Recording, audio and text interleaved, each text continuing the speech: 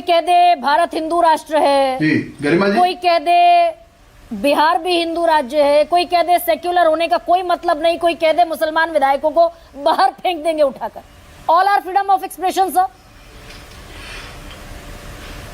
जी नमस्कार गरिमा जी। सर प्रणाम।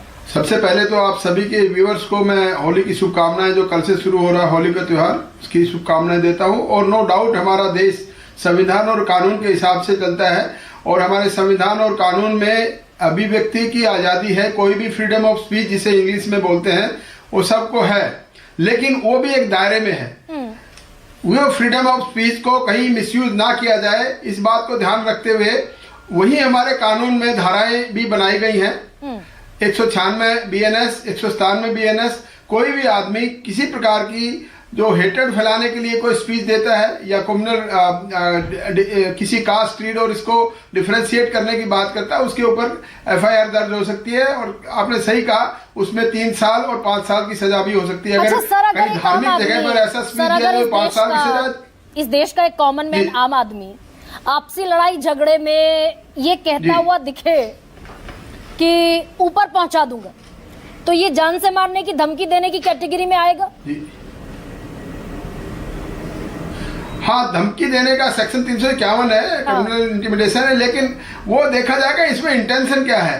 हर धारा में, कानून की हर धारा में इंटेंशन यानी कि इरादा क्या है, मेंसरिया क्या है, गिल्टी माइंड है कि नहीं है, क्या सोच समझ के वो बोला गया है, किस प्रकार से बोला गया है, वो सारी चीजें भी इम्पोर्टेंट हैं। खाली ऐसा कहना कि ये बोल दिया तो केस दर्ज हो जाएगा, ऐसा नहीं है। मैंने ये मान लिया कि इसको कम से कम इसकी जो क्या कहें, इसको इंटेंशन, ऊपर पहुंचा देने वाली जो इंटेंशन है, उसको सबसे लो भी ऊपर रख लीजिए, तो कितनी तो FIR होनी चाहिए क्या जी? इस पर शिकायत FIR बनती है क्या जी? FIR तो प्रमा फेसाई जो ऑफेंस अगर अपेरेंटली दिखता है तो FIR तो दर्ज हो सकती है, लेकिन इसमें इन्वेस्टिगेशन में ये साबित करना होगा कि क्या किसी ने कुछ बोला है, वो किस इंटेंशन से बोला है, क्या वास्तव में उसका ये उद्देश्य था कि यहाँ पे कम्युनल हार्मनी खराब हो, दो समुदाय या 2 से ज्यादा समुदाय के बीच में कोई इसमें झगड़ा हो, ये वाली बात है। उनके इन समुदायों के वेमनेस बढ़े उनका, ये वाली चीज इन्वेस्टिगेशन का पार्ट है। अगर ये साबित हो जाता है तभी ये ऑफेंस ट्रैक्ट होगा और तभी उस ऑफेंस में ये है। और दूसरी बात मैं बता दूं, दूसरा बयान भी है, शुभेंदु अधिकारी हैं पश्चिम बंगाल में, कह रहे हैं कि जितने भी मुसलमान विधायक चुनकर आएंगे उन्हें विधानसभा से बाहर रास्ते पर फेंक देंगे। ये हेट स्पीच के दायरे में आता है क्या? नहीं, ये कम्युनल वायलेंस के दायरे में आता है क्या? ऐसा डेफिनेटली देखो, किसी की भावनाओं को ठेस तो इस आदमी से इससे पहुंचेगी ना।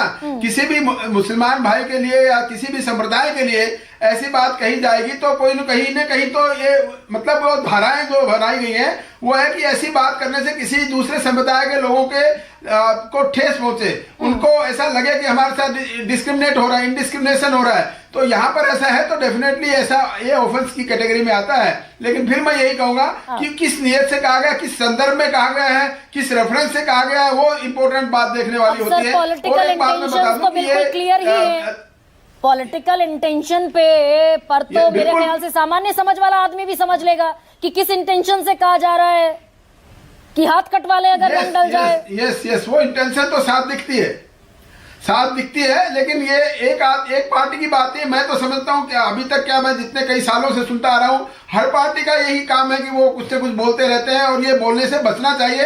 और आज की डेट में मैं आपको बता दूं, जो वोटर्स की राजनीति के लिए करने के लिए बोलते हैं, तो वो अब धीरे धीरे हमारे देश के वोटर समझ गए हैं ये ऐसे डिस्क्रिमिनेटिव बात करने से नहीं होता, उनको विकास की बात चाहिए। हमें हमारे लिए क्या भला कर रहे हैं वो कहिए, चाहे वो हिंदू हो चाहे मुसलमान हो, सभी लोग ये सोचकर वोट देते हैं। और ये पिछले इलेक्शंस में साफ भी नजर आ रहा है कि लोग हिंदू और मुसलमान के ऊपर वोट नहीं देते हैं, वोट देते हैं विकास पे। जिस पार्टी ने अच्छा काम किया है, देश को आगे बढ़ाने के लिए काम किया है, उसी के लिए वोट कर रहे हैं। तो ये वाली चीजें जो है ये पीछे रह गई हैं। मैं समझता हूँ हर पॉलिटिकल पार्टी को ये समझना चाहिए और ऐसे बयानों से बचना चाहिए। हाँ, काश ये चीजें पीछे रह गई होती तो हम ज्यादा बेहतर मसलों पे डिबेट कर रहे होते। लेकिन सर, क्या ये जो रिप्रेजेंटेटिव्स हैं हमारे, MP हो, MLA हो, इन्हें ज्यादा सजग और ज्यादा अलर्ट और ज्यादा रिस्पॉन्सिबल होने की जरूरत है क्या? बिल्कुल इनको जरूरत है, क्योंकि ये रिप्रेजेंटेटिव है और ये पब्लिक के नुमाइंदा, इसीलिए कहते हैं कि ये जो बात कहते हैं तो ये समझा जाता है कि उस जगह के लोग जो लोगों की बात ये उसको बात को कहना चाह रहे हैं। तो इनको तो बहुत ज्यादा सोच समझ के बोलना चाहिए। किसी भी पार्टी के कोई एमएलए एमपी हैं, उनको ऐसे ही बिना किसी बात के और ये इसी उद्देश्य से नहीं बात करनी चाहिए, क्योंकि ये लोग इसको फॉलो करते हैं इनको, और अगर गलत बात है तो उसको डिस्कार्ड भी करते हैं जी। अब आम आदमी की फ्रीडम ऑफ एक्सप्रेशन तो भले ही कहीं जमींदोज हो जाए, बुलडोज हो जाए, नेताओं की जो फ्रीडम ऑफ एक्सप्रेशन है उस पर कहीं कोई बैरियर नहीं। चरण सिंह